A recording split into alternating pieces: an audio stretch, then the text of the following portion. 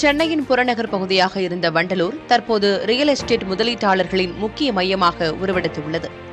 கிளாம்பாக்கம் பேருந்து நிலையம், ஜிஎஸ்டி சாலை மற்றும் மெட்ரோ இணைப்பு குறித்த அறிவிப்புகள் ஆகியவை வண்டலூரின் வளர்ச்சிக்கு உந்து சக்தியாக உள்ளன. ஐடி மற்றும் எம்எஸ்எம்இ குழுமங்களின் வருகையால் வேலைவாய்ப்பும் பெருகியுள்ளது. சிஎம்டிஏ வண்டலூரை பல்நோக்கு வளர்ச்சி மையமாக மாற்ற திட்டமிட்டு இருப்பது அதன் முக்கியத்துவத்தை அதிகரித்துள்ளது.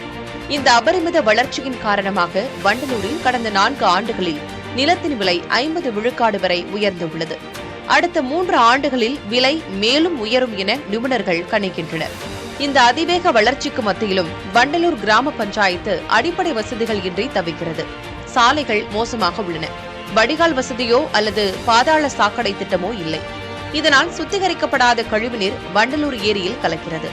மேலும் பல பகுதிகளுக்கு தண்ணீர் விநியோகம் இல்லாதது, குப்பைகள் முறையாக அகற்றப்படாததால் வெறிநாய்கள் அச்சுறுத்தல் அதிகரிப்பது போன்ற சிக்கல்களால் மக்கள் அவதிப்படுகின்றனர்.